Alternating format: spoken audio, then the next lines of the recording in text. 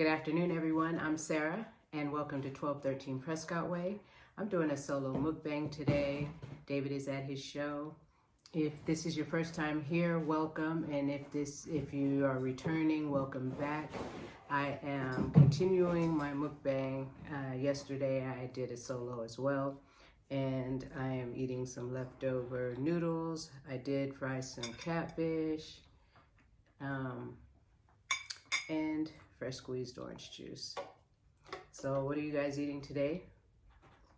I am hungry because I have not eaten yet.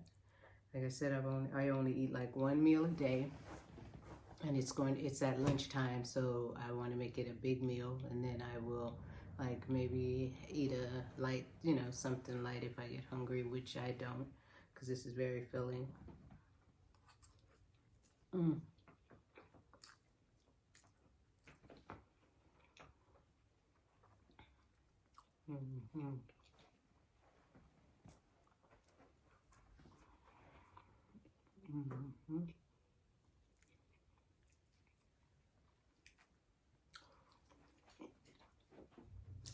I forgot a napkin. I'll be right back.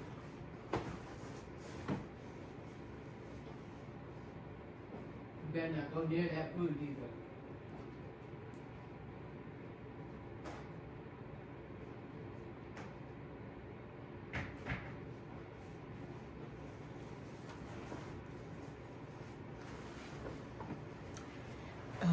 You guys, I knew I was going to eat the leftovers, but I was like, ooh, I want some fried catfish as well. So I said, I'm going to make that too.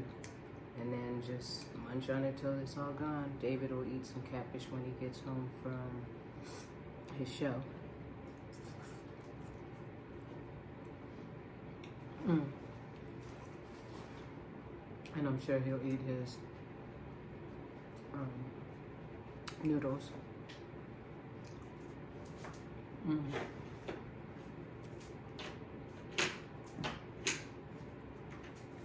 So the tornado did pass by and didn't touch down here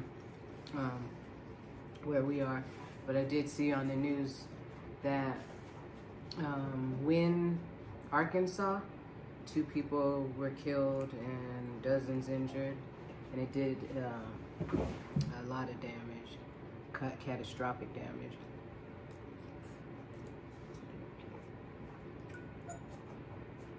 I saw where houses were destroyed. So when last night as I'm watching, what the damage was, I was thinking about when I lived in Vegas, because we don't have that type of weather. I never watched the news, in that regard. So I was like, wow, now that I'm here, I think about other people that are experiencing it, and the possibility of us being in it made me more aware of others, actually being in it as well.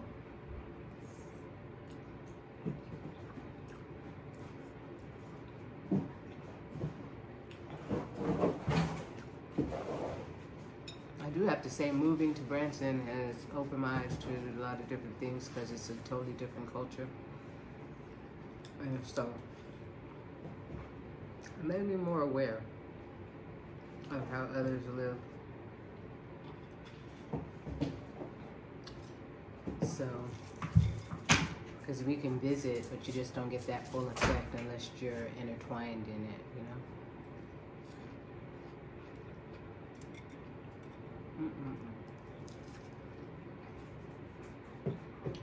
Take a bite. Oh, it's delicious.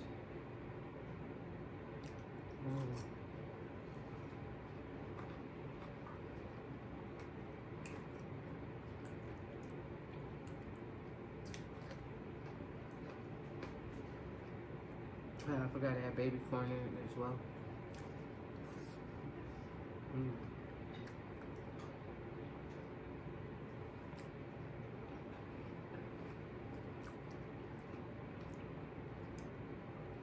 Such a delicious meal.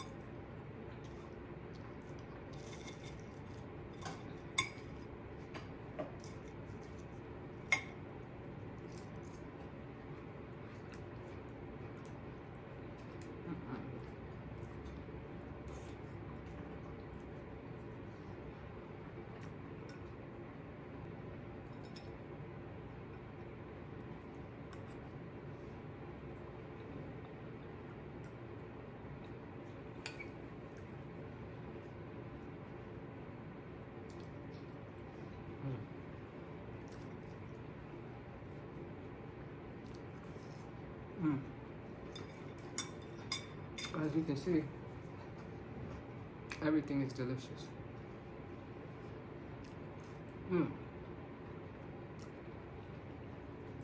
That's why I'm chowing down.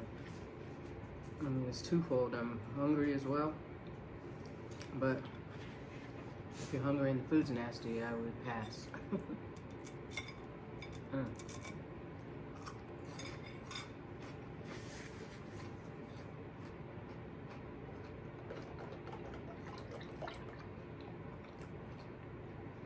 When I drink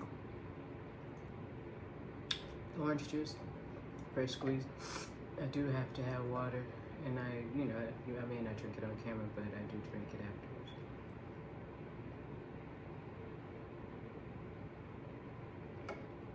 Because it's like digesting food. Because of the texture of it,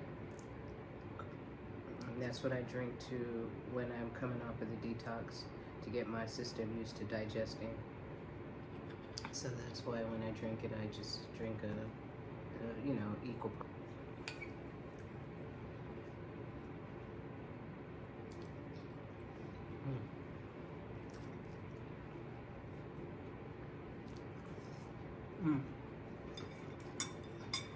As you can see, everything is delicious.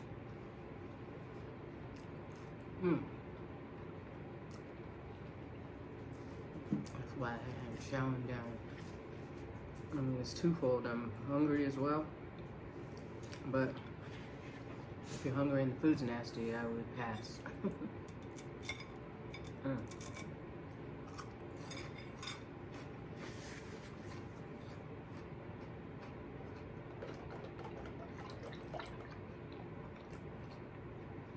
When I drink orange juice, fresh squeeze, I do have to have water, and I may not drink it on camera, but I do drink it afterwards.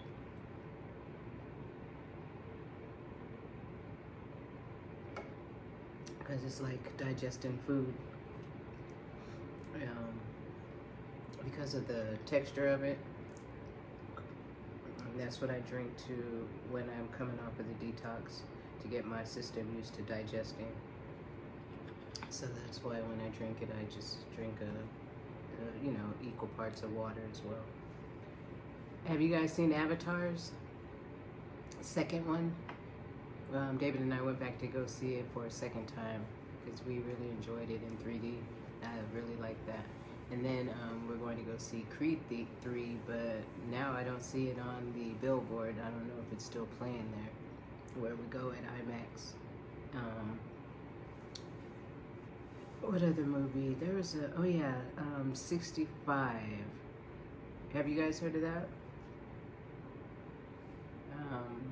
I'm not sure. I haven't heard any reviews or even looked to see if I find any. Just the what it's about seemed pretty good. I haven't seen the trailer either. Maybe I should watch that. But I think I ate too fast. Now I'm full.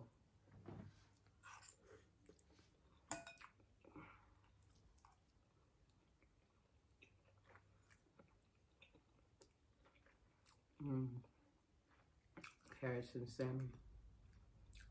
Carrots, broccoli. I was chewing a carrot when I said that.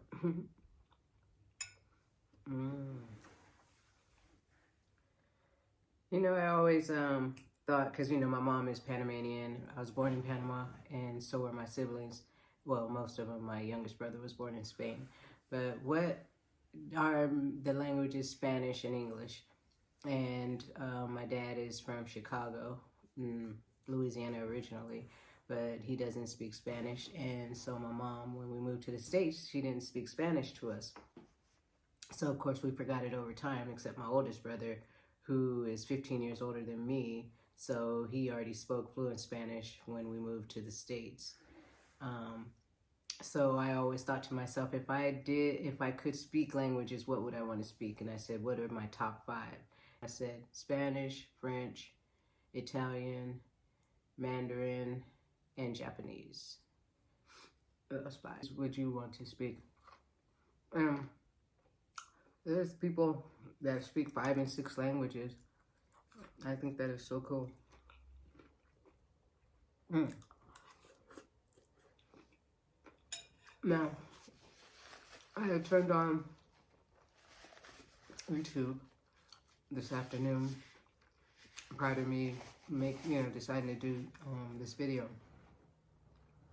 And one of my favorite couples, Kristen and Reep, they always do pranks and that kind of things. They just got back from Thailand. They did I won't even lie and say how long, but it was a pretty good weekend. I would say maybe 2 weeks vacation in Thailand, bouncing around to different, luxurious hotels and stuff.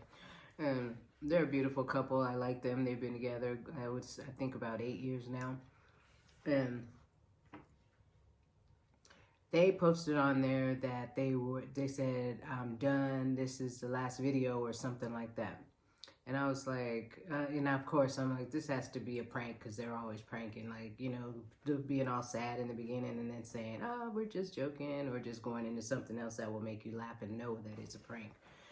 This time, nope. The video was short and sweet, and Reep even had a tear come out his eye because she was saying how he gambles too much and he's gambling their earnings from YouTube and she can't take it any longer. And so I'm still waiting for the punchline. So I'm like, wow. And I bring that up to say that I'm just watching. I came to the realization that I'm just watching a portion of their lives, the pranks that they do, which is less than 20 minutes an episode. And so you can't judge a book by its cover in that short period of time because you don't know what's going on behind closed doors. Excuse me. And so I was like, you're watching them thinking that the relationship is stable and there's nothing that can penetrate it, and not knowing what's going on behind there. So as I say all that to say again, to leave judgment to yourself, because like I said, you don't know these people, and even when you do know people, you don't know what's going on behind closed doors. And it was just kind of touching that they're experiencing that, because that could happen to anyone. So I just wanted to, say that I just feel bad about that going on, and hope that they're able to weather the storm and get through it and stay together. But if not, they're going to do what's best for them. So, I was looking at these questions, because I'm always looking at questions to see if I could, how I'm going to answer them myself. And I came across one that asks, if you could be a color, what color would it be? That would describe you. And I thought about it, and I'm like, well, I would say red. I'll start off with red because, I could be fiery. My sign is fire. I'm an Aries. But I don't think that's a percentage of me. I would say about 20%. Because if you touch that button, then of course that comes out. But that's not me most of the time, So I would say with a little mixture, I would be a multicolored heart. Just as the symbol, just use the heart. And just say like 20% of it, that would be that top part, is red. And then I would say about 40% would be pink, because I think I am soft and, caring and loving, and love to be around my friends and laugh and, have fun. And then, so that's 60%. So then 10% would be blue, because I do get sad and, like think about certain things, like especially being here without my friends and family, my sons and my sisters and my, just everyone. And then I would say the other 30% would be purple, because I look at purple as your higher self. So when I do get into that 10%, which is the blue, then the purple, my higher self, with the wisdom and knowledge, everything that I already know, will come out to damper on, to overpower that 10%. So yeah, my heart would be red, pink, blue, and purple. So, what are you most grateful for in this season of life, in this time of your life? And I would have to say freedom. Well, actually, that's not true because I have the dogs, so I don't have any freedom. So I will have to come up with something else. Because that's so funny. When my son was, after he graduated from high school, let me see, my youngest son is 24, so he'll be 25 this year. He graduated 7 years ago, so that would be 2016. So after he graduated, I was thinking, okay, now I'm going to live for me, and make sure he's in college. He was going to school and everything. And so I was like, okay, now what do I want for myself? So I started on that path, long story short. And so what I will say, so I didn't expect to have 3 dogs that I'm responsible for, which is like 6 children, because I told David, he couldn't understand why I was saying that it was worse than having children. I'm like, because you're not going to look forward to a time when they grow up and take care of themselves. No matter how old they get, they're going to be dependent on us to feed them and pick up after them and take care of them until they expire or we expire. So I can't say freedom. I have to go with just the knowledge, the experience, and the wisdom that I have gained over the years to get to where I am now. I know that I'm not going to make the mistakes that I've made in the prior, in my past. As far as just any choice, just being able to think it out instead of, because I was more of a doer instead of really thinking it out. If I wanted to do it, I just did it. And I didn't plan it out and say, okay, I should do this, should I do this because this is going to happen, or should I do that? And I'm not talking about anything horrible, just things that I wanted to aspire to in my life. So now I am more cautious. And that's a good thing sometimes, and sometimes it's not, because about being more spontaneous and just jump and do something, it was more, to me, I was able to accomplish a lot at a faster pace because I was not afraid. That's how young people are anyway. They're not afraid to just dive in and see what happens. And now we're like,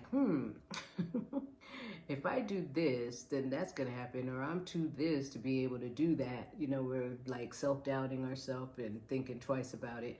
And so that's why I said now it has given me the courage to be able to go after the things that I am going after, because I have to put in my head to act like this is the last day of your life. And do you want to leave this earth without seeing if you can accomplish your dream, or what your dream is now? Because I've had several. I think as human beings, we should evolve into wanting different things as we get older and more mature.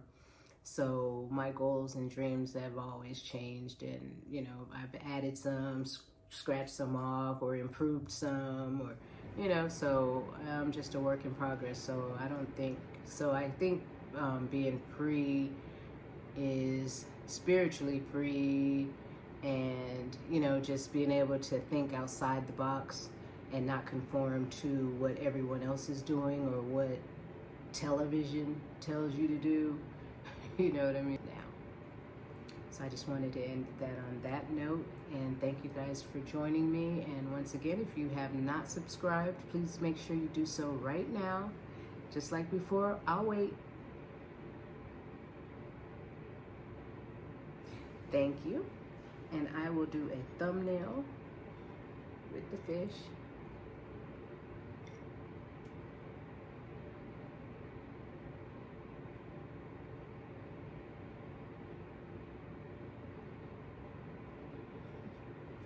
Thank you so much for joining me, and you guys have a wonderful rest of your day, as I will. Peace. Love you.